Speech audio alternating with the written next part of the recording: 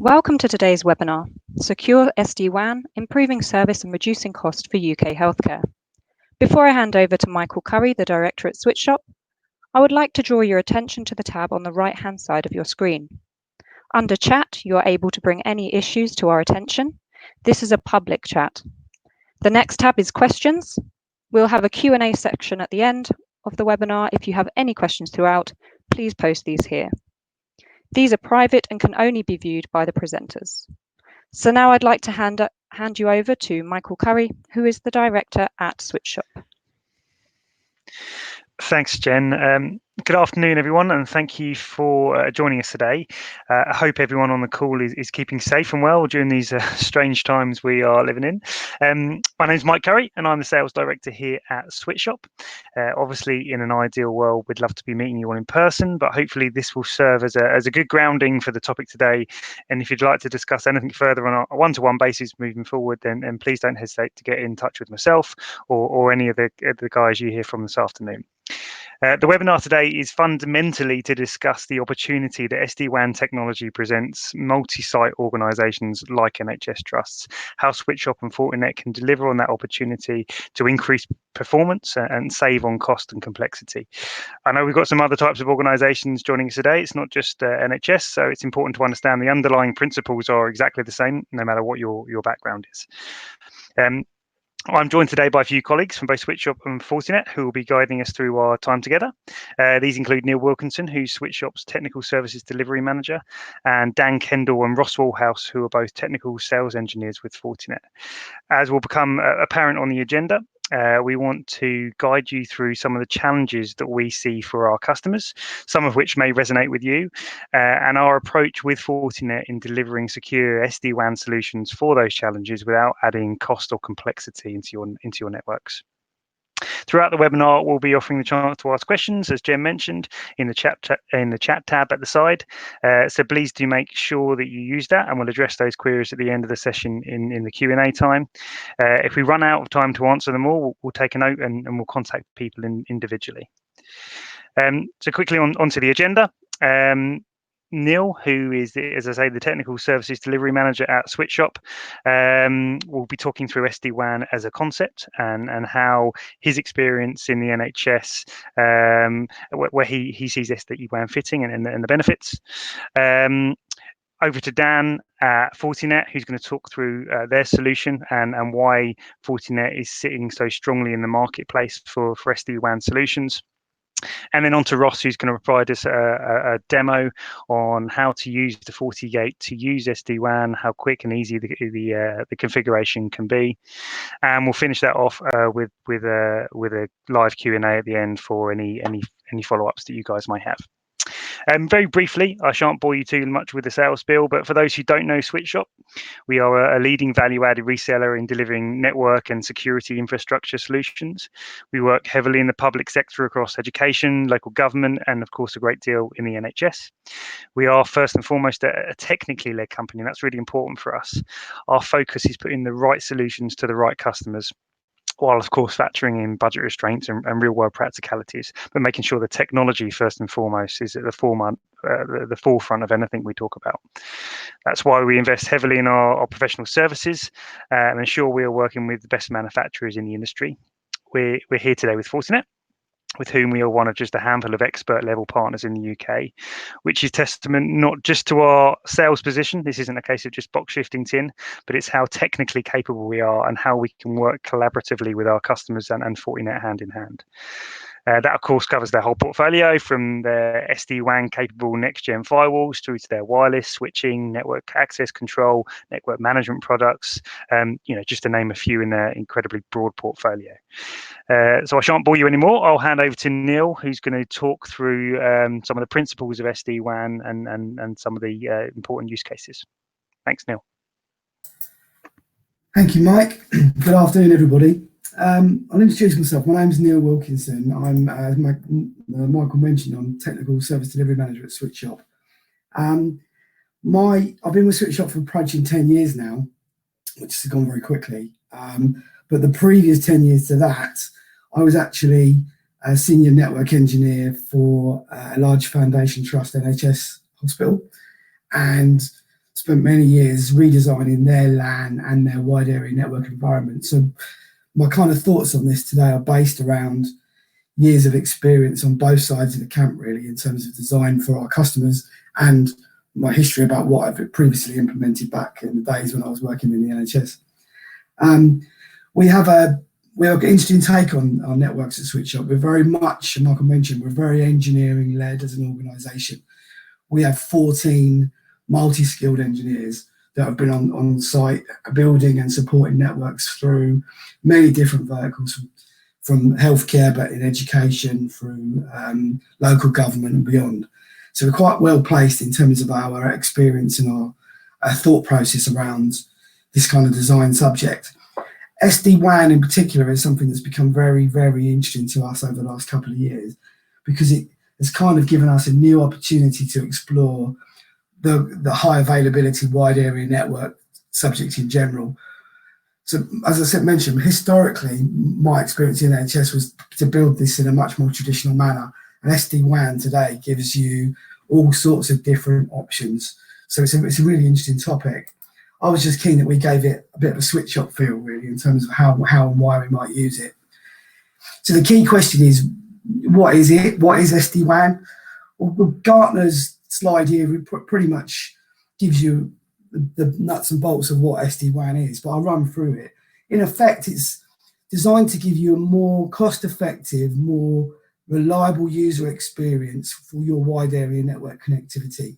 So in the first instance, lightweight replacement of multiple appliances, in effect, less hardware, less points of failure, much more control in terms of your circuit selection, and having to remove expensive firewalls and routers that may well be cluttering up your server room. So there's a definite hardware element to this. But then the next section is application awareness, this of the wide area network. The concept of dynamic distribution. It's effectively the consolidation of your applications into for optimum route selection, to provide sort of bespoke criteria based on your application. So, for example, taking a specific path for voice, taking a specific path for your backups, so that you have some real control over what network choices you make. The whole concept of this is around automation, the automation of these WAN links to give you better performance and better control of your networking.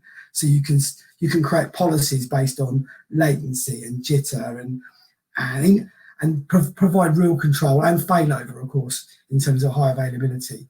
All sorts of options that perhaps you wouldn't have had before. Excuse me. But underlying that, the real nuts and bolts of the Fortinet offering is, of course, you're doing this on a best-of-breed next-generation firewall.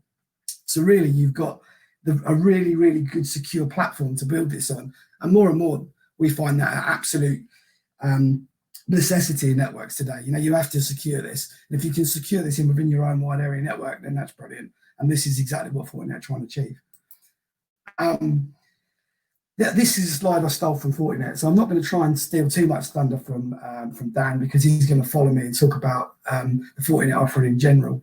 But the idea is you've got a best-of-breed SD-WAN appliance actually built into a complete next-generation firewall, and all of the benefits that gives you. So you can, as it says there, you can use it built into your Fortinet operating system with a very much a single pane of glass, single place of configuration solution that gives you control of multiple WAN interfaces, and you can control your applications, your jitter, your latency, your applications based on your own bespoke criteria. And that's really important, is you have the ability to do this based on what you want. So, for example, you might have a really fast standard internet circuit with a 4G failover. Well, that 4G may be sitting there redundant until the main circuit is unavailable. Why not use that for FTP traffic or something like that in the background? You have some real options there in terms of that high availability. And that whole bit, the integration of quality of service and networking in general into this on the firewall makes it a pretty unique offering. And that is fundamental to why they've got such a big market share in this. There is a slide I've got somewhere around the footprint that Fortinet have, but I'll let Dan talk about that, particularly about how their market share is in brief. So this slide really just lets me just talk about what I've done historically at my time in the NHS. We spent quite a lot of time investing money in traditional MPLS wide area network circuits that would provide you with this kind of topology, that would have multiple GP surgeries or treatment centres out in the wide area network that are connected back to our hospital via effectively many to one based LES circuits, so basically point-to-point circuits offered within an MPLS cloud. Now you've got lots of options to do that. Obviously, there are the main carriers out there, Virgin and BT, that were traditionally used, but you could have used N3 as it was back on my day. So you had the option of N3 community of interest networks and coins to give that solution. Obviously, today we've got HSCN offering very similar type functionality, or the traditional carrier-based MPLS networks. They're all still there and they're all still very valid, but they do offer, question marks around security, question marks around cost, question marks around about the amount of hardware that you're going to need to deliver that. Now, when I built it, I built mine with an MPLS many-to-one network, and then inside that, added layer 3 routers to create an OSPF network across that. So I had instantly 2 sets of hardware at that point. And then I had to think about securing it. So then you'd think about VPNs before you could even think about your functionality. And I've really only got one circuit in and out of each site at that point, with a centralized internet breakout as well. So all the internet's coming back through one site. So it's a little bit blunt. It worked really well for what it was at the time, and it provided its service. But today, with SD-WAN, you can do so much more. Each site could have multiple circuits into the internet, reasonably cost-effective, price-based internet circuits. And then, based on that, you can use your own decision-making to provide lower policy-based approaches for jitter and latency and route selection and sustainability, all bolted onto a secure platform. And it's that security aspect of it that we found really attractive. So today's choice in terms of wide area network design and escalation is really vast with the SD-WAN capability, and that's what we see today as Switchshop's primary focus when we're designing these things. So that, from my perspective, that in a nutshell, that's how I see it. Dan, I'd like to hand over to you to just give us Fortinet's take on why Fortinet are such a specialist in this market, if that's all right. Thank you. There we go. My mute kept coming on and going back off, but we're on now. Thank you very much, Neil. It's important, I think, to differentiate between the flavors of SD-WAN, between what we would define as a pure play provider in the SD-WAN world, and what we would define as a secure SD-WAN solution. And Fortinet really sits in the secure SD-WAN side of things. So Fortinet, if you aren't aware of us as an organization, we are a top 3 security services vendor internationally. We provide services across a multitude of different products, but our bread and butter has historically been our next generation firewall service. Over the last 3 to 5 years, what we've seen from a networking standpoint is a move towards software-defined networking, or SD-WAN. And the primary drivers for doing this is efficiency. In some geographies like the US, where MPLS is expensive, it comes down to being able to use circuits more intelligently, cut costs, increase efficiencies, and so on. But one of the things that we've always seen as an issue, and indeed one of the struggles that I had in my previous life as a services seller, actually a client of Fortinet, was when deploying SD-WAN solutions, we had to still think about security, and security was very much an afterthought. And this is where secure SD-WAN comes in. So secure SD-WAN is the idea of consolidating your intelligent networking appliances and services into something that is also able to do your next generation firewalling. And Fortinet launched SD-WAN as a feature as part of its next generation firewalls back when 5.6 was released, so around, I think, 2016. And since then, we've really ramped up the features and capability that's allowed us to offer a true SD-WAN experience whilst looking at it from a security standpoint. So where are we today? So from a pure SD-WAN perspective, we currently have just under 22,000 customers globally, although this slide is about 3 months old, so that's well likely to have changed. We are, over the course of the last 24 months, now top 3 in revenue market share in the SD-WAN market, taking into account the pure play providers. And we actually own several patents associated with the underlying hardware infrastructure and software infrastructure that we need in order to ensure that we're offering a low price point whilst an incredibly efficient ability to inspect these applications and send them in the right direction. And we're the most recognized provider in the industry as well. From a Gartner perspective, NSS Labs routinely recommend us. And we are currently top of Gartner's customer choice. So if you go on Gartner peer reviews, we are currently the most and highest reviewed from people in the industry that are actually using our tech. So my last marketing slide is just to demonstrate the revenue growth. We have exponentially grown over the last 12 months between calendar year 2018 and 2019, seeing 110% increase in revenue on our SD-WAN services. And this has really propelled us from essentially the back of the field to a top 3 vendor within this space, and has allowed us to expand into verticals and grow into verticals that allows us from a technology-led approach to be able to go into these customers that are using our products day in, day out, and actually understand how they want to use them. And then that feeds back into the ongoing architecture of our product. Now, next generation firewalling is actually one of the largest product portfolios deployed globally across pretty much any security vendor. So we have the ability very quickly to be able to understand what our clients are doing across any vertical, whether it's NHS, public sector, private, whatever it may be, and start to actually innovate this SD-WAN capability to be able to offer a better quality of service and a more efficient way of working for IT teams. So what is Secure SD-WAN? Secure SD-WAN is essentially SD-WAN, but with the ability to build out next generation firewalling as part and parcel of the product. So for those of you that have previously looked at SD-WAN providers, the pure plays out there will offer you typically a CPE or a virtual machine. But that CPE or virtual machine only does your basic layer 4 firewalling. So I can only go from A to B.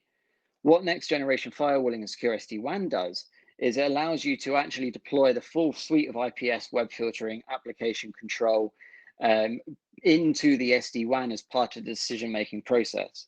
And to give you an example of this, we have clients that utilize SD-WAN across multiple express routes to be able to send traffic intelligently across data centers regionally, dependent on where their end users are situated. And those decisions are made dynamically across the entire security fabric or across the entire networking fabric. And any changes automatically updated back into that fabric via routing algorithms and changes sent across. Likewise, because we have the next generation firewalling built in, we are able to block and mitigate east-west virus propagation, for example, without the need to be jumping across multiple management layers or indeed multiple reporting layers as well. And all of this is underpinned by our patented architecture. So within our physical devices, we have our what we call our 40 ASICs. So our ASICs are purpose-built from the ground up. They're our own chips, and they are designed to accelerate things like IPsec traffic, to be able to accelerate the inspection of packets coming through the environment, which basically means that for those small sites where you're leveraging 1 gigabit connections, we're able to do this at an incredibly low total cost of ownership to you from a deployment perspective. Then also from a licensing perspective, as I've mentioned, this SD-WAN functionality is hard baked into our FortiOS as an operating system. So there are no specific licensing hurdles to jump over in order to get things like application visibility, or to be able to utilize this SD-WAN functionality outside of your standard support contract.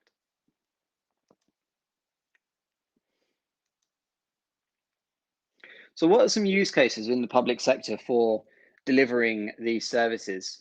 The main one for me, and this is particularly true in the NHS, but also I think in any regional, local government or public body, is we are increasingly seeing a decentralization of applications. And this is being driven by the fact that we have an ongoing pandemic. We also have a cloud first initiative driven by central government. And what this means is the architecture that Neil had up earlier on in his slides, where we were centralizing data center services. This is no longer sufficient in how we consume. We have users at home, we have users on the move, and indeed we have users accessing potentially confidential data like patient records direct from iPads within hospitals or GP surgeries. So we need to think of different ways of securing and routing this traffic to stop us increasingly having to build bigger and bigger circuits into our data centers, into our sites. And SD-WAN is the perfect model for being able to do this. So by consolidating our next generation firewall and our routing appliance into one device or a pair of devices for resiliency, we're able to inspect the traffic, send it down the best route possible. So for example, the direct internet service for your SaaS services like Office 365, which is being uptaken heavily in the NHS at the moment, and your MPLS circuits for your VoIP service. But then also, if you know you have particular services that you're consuming via HSCN, route via those as well. All the while, we're monitoring each of those circuits for jitter, latency, and packet loss. So if those are any issues with these devices where they fall out of SLA, you're instantly updated, and the firewall has the capability to automatically redirect that specific application's traffic down a secondary route should you wish. All of this reduces the total cost of ownership on you because we're consolidating devices, we're reducing space needed, electronics needed, but at the same time, we're also ensuring that we're utilizing the investments we've made in our networking infrastructure a lot more intelligently, whilst being able to get really granular visibility on how they're being used as well for trending and reporting purposes. And this takes us nicely into the second use case, where we're able to leverage multiple different connection methods the more intelligently and in the best manner possible. So in situations where we have, say, small GP surgeries or satellite offices for local councils, where there may be a DSL connection with 3G, 4G backup, we're able to leverage that 3G, 4G backup for, say, normal web browsing traffic, while we're making sure that we've got that capacity limited DSL line only used for business applications and voice traffic or video traffic if your particular GP surgery has embraced video-based consultants. The third use case, and I think this is a really important one, it's definitely one we're seeing a lot more in the industry, is around management fatigue. So in a standard deployment, if we think about how we manage our services day in, day out, we have our security management layer, we have our WAN and LAN, or we have our WAN management layer if we were running SD-WAN. We then have our LAN management layer on top of that. And when we're doing any troubleshooting, we're rolling out new sites, we're having to hop between these different platforms. They don't necessarily speak to one another. Troubleshooting is hard. It elongates your deployment times and so on. So by consolidating our WAN layer essentially into our next generation firewall and leveraging the same management platforms, we're able to reduce the overhead. Training times are drastically reduced because we're not having to learn multiple different products or portfolios, but we're also able to troubleshoot a lot more simply just by being able to log onto our FortiAnalyzer, which is our reporting management platform, and search into that FortiGate, look at our networking traffic stats, but then actually also align those with potential security alerts that are coming in from our IPS, all within one click of the button in one screen.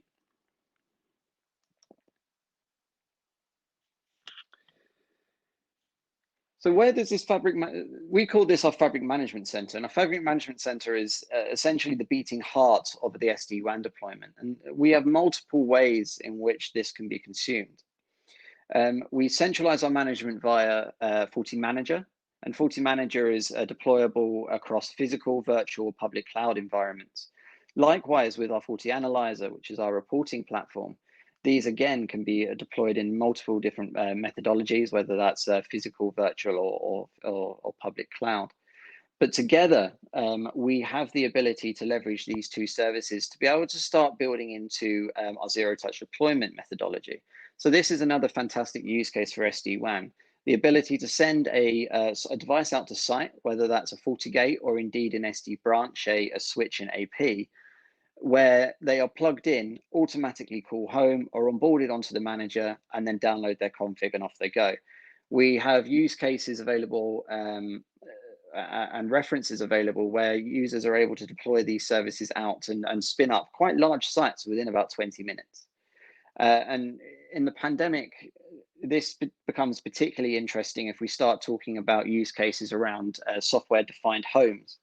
So we have some use cases now where organizations are sending small FortiGates out to site that are calling home, connecting, and that's becoming their end users a hop-on location for gaining access to materials that are only available on their corporate network. And this is particularly relevant if there are security implications around this. So if things are considered to be official sensitive or official secret, the ability to secure access to a VPN from only a trusted host, which would be their corporate laptop, means that they can have access and compliant access from home without the need for having to jump through too many hoops from an auditing perspective. And that then brings us nicely into our last point, which is the compliance organization around how we deploy these out. And FortiAnalyzer out of the box has a multitude of different templates and reports that allow you to report and ensure that your security and your networking infrastructure is configured in a way that meets various different PCI compliance, HIPAA frameworks, if we're looking at US side of things. But also, if you have your own security best practice requirements, safeguarding, we have templates for as well, which is a key requirement within the public sector in the UK. And last but not least, the ability to actually template against all of our connected devices and generate a report that essentially tells us how we are doing as an organization against other organizations in our region or in our vertical. And that's our security rating service. So the Fortinet SD-WAN, secure SD-WAN solution is primarily looking at SD-WAN, but from ensuring that we are keeping compliance and security at a point where it needs to remain. SD-WAN is fine from a networking perspective if we're just looking purely at where we're sending traffic. But if we need to ensure we're securing that traffic, keeping compliant, the ability to essentially melt an NGFW into this solution and keep it all in one box, in one operating system with a very simplified licensing model is the key use case for Fortinet Secure SD-WAN. So what I'm going to do now is I'm going to hand over to my colleague Ross Woolhouse, who's going to take you through a short demo of the platform, particularly around the routing side of things. Thanks, Dan. That's exactly 2:30. That's exactly on time. That's amazing.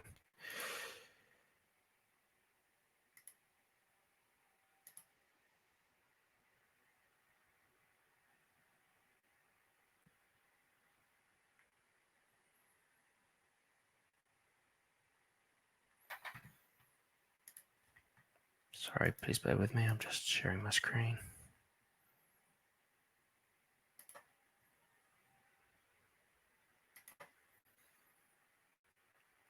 Okay, Dan, can you confirm that my audio is fine and that you can see my screen, please? Yeah. Thank you. Okay, so in the demo today, I am going to show you, hopefully, the SD-WAN in action. This is a live demo, so the chance of it going wrong are high. So pay attention if you'd like a laugh at Fortinet SC's expense. And what we have in the demo today is a demo environment where we have a FortiGate firewall, and that FortiGate firewall has two direct connections to the internet. Those are via port 1 and port 2. And it also has a connection, an MPLS connection, back to the main office. So this could be a remote a remote site. So it could be, if you're healthcare, it could be a remote branch or a remote site, something along those lines. And so we have 3 internet connections. And we can see that in our FortiGate interface. So in our FortiGate interface here, we have our SD-WAN interface. Now on our SD-WAN interface, we have the Internet A, which is port 1, Internet B, which is port 2, and the MPLS connection. We're not going to utilize the 2 VPN tunnels within this demo today. So those are the 3 that we're focused on. So let's take a look at that SD-WAN interface. So if we take a look at that SD-WAN interface, what we can see, it groups together those links, and it groups them together logically, and then it provides them a cost. So here we can see port 1 has a cost of 5, port 2 has a cost of 10, and the MPLS has a cost of 30. And those costs are used when doing routing calculations. So port 1 will take preference over Internet A will take preference over Internet B, and both of them will take preference over the MPLS. So the idea here is not to use the expensive MPLS link for direct to net software as a service, but to use the direct internet connections for those links to maximize total cost of ownership, the maximize performance as well. If you're not filling out the MPLS links and you're only using the MPLS links for site-to-site traffic, it'll be far more efficient for those expensive links. So what we do on the FortiGate is we actually set up a performance SLA. So we set up a performance SLA. Here we can see the SLAs that we've set up. So in this environment, we've set up what we've called a business critical cloud applications and non-business critical cloud applications. So let's just take a look at those quickly. If we take a look at the business critical cloud application here, we are using a software as a service application.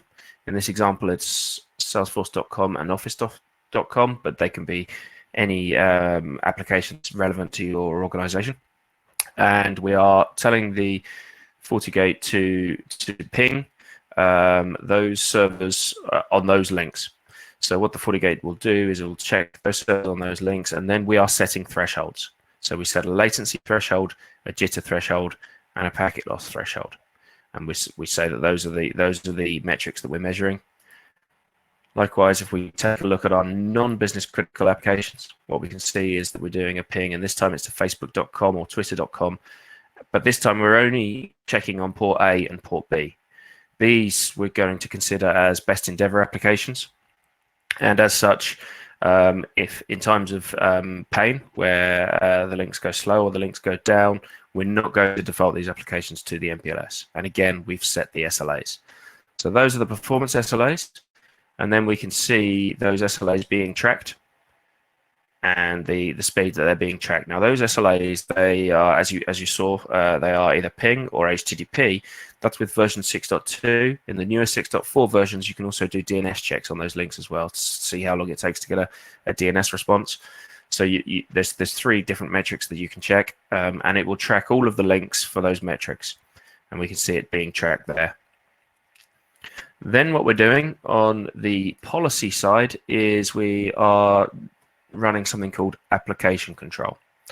So what application control will do is it'll look at the traffic going out. So in this example, we are looking at traffic going to Internet A and Internet B and to the HQ MPLS, and we are doing application control.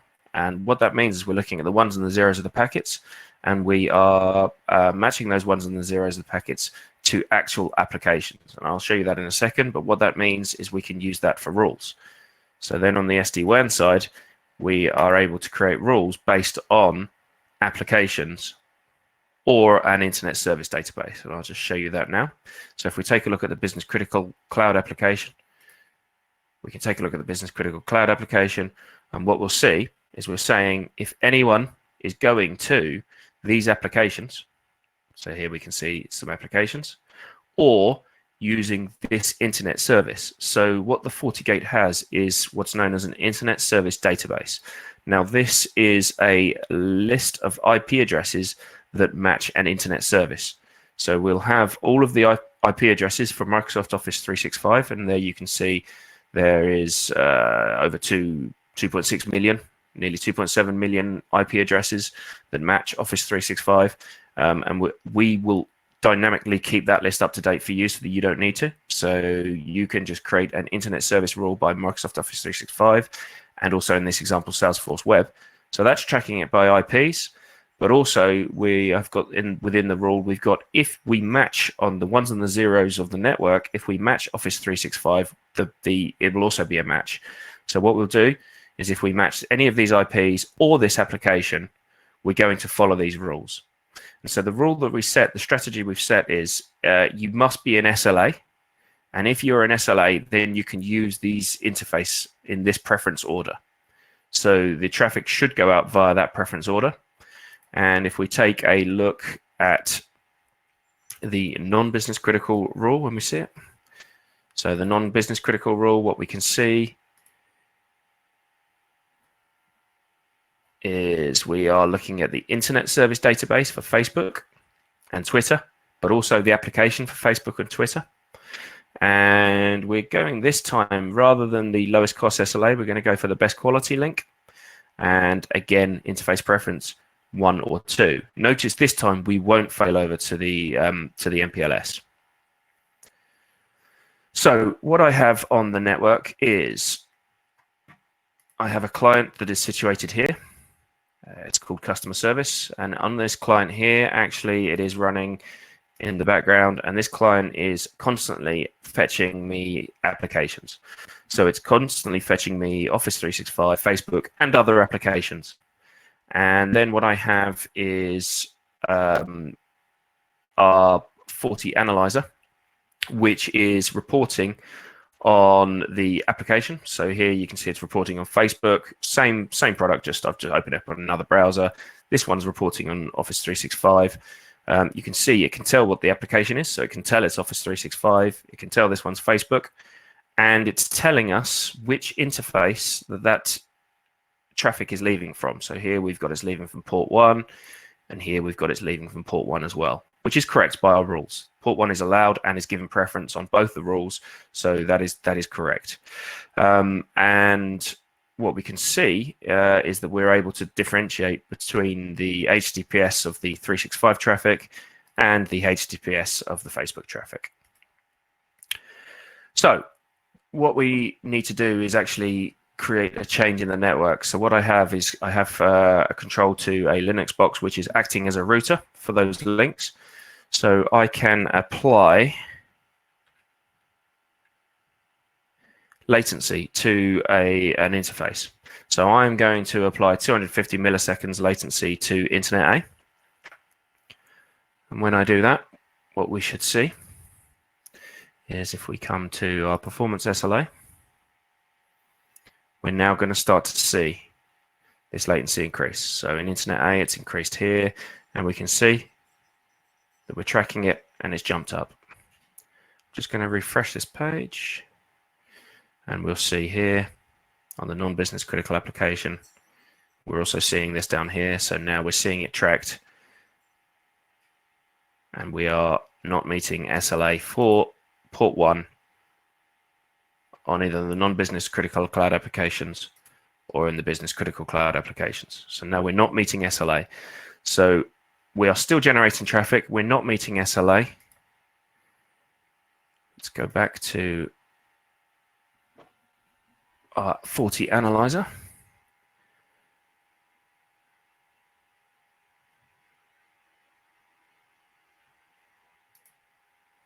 And what we can see is that the Office 365 traffic that was going through on port 1 has now jumped to port 2. And the Facebook traffic, once it loads,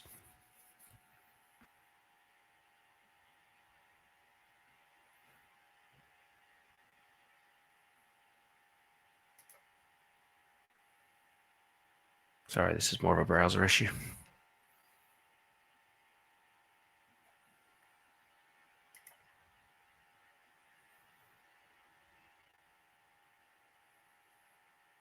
We'll go through this interface instead.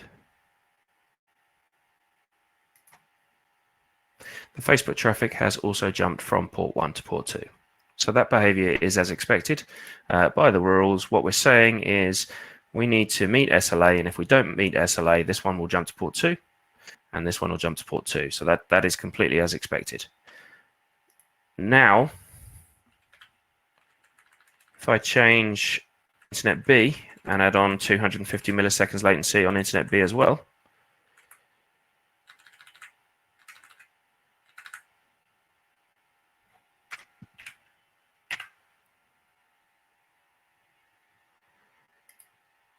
let's look at the performance SLA, and we see the instant jump there on Internet B.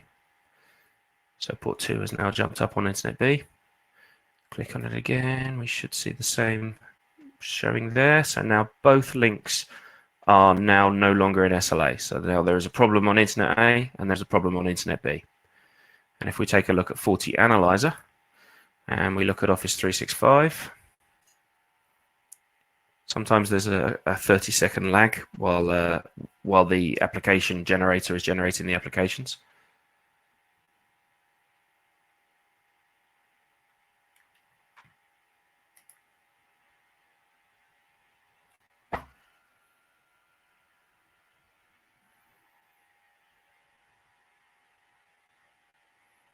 So now what we can see with the Office 365 traffic is it's now being routed via the MPLS interface, as expected. If we take a look at the Facebook traffic has now reverted back to port 1 because both interfaces are out of SLA. It's not allowed to use the MPLS traffic because now we're at times where the mission critical is being pushed the right way. So now it's gone back to the path of the priority with the lowest cost, which was port 1. So that is so I haven't actually touched the FortiGate in any way, shape or form. I haven't changed anything on the FortiGate, but it's routed the traffic. Both were on port 1, then both switched to port 2. When both the ports were out of SLA, it switched the Office 365, as we can see, to the MPLS interface, and it switched the Facebook to back to the port 1 interface. And that is the end of the live demo. So I'd like to bring back Switchshop.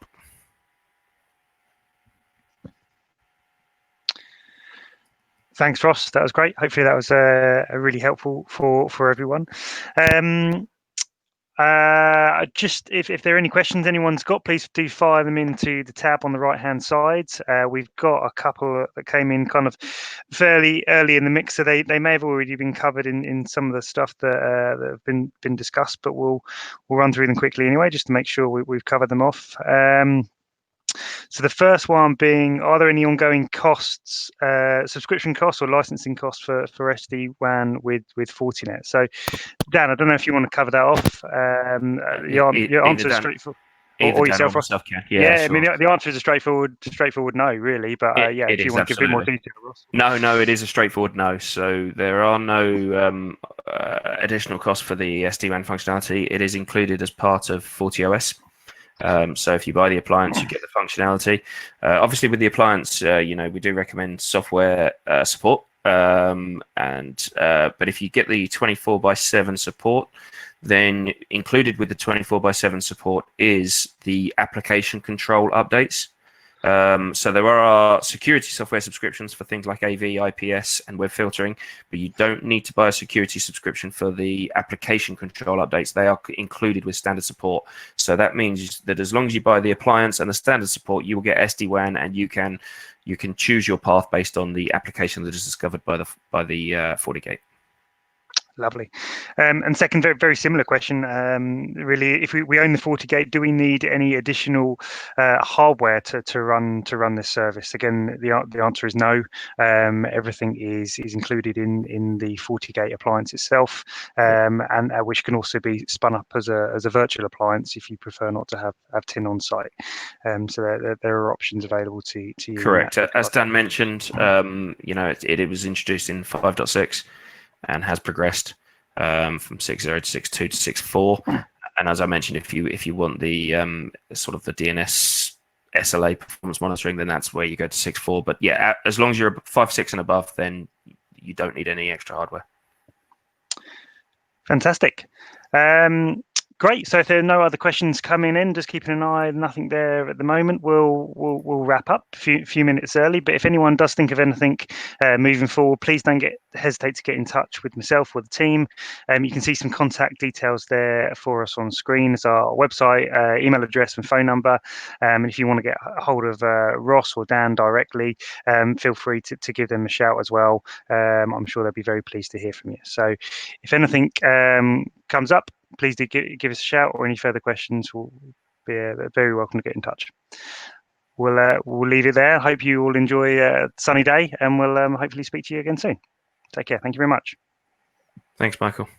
Thanks, Neil. Thanks, Dan. Bye-bye.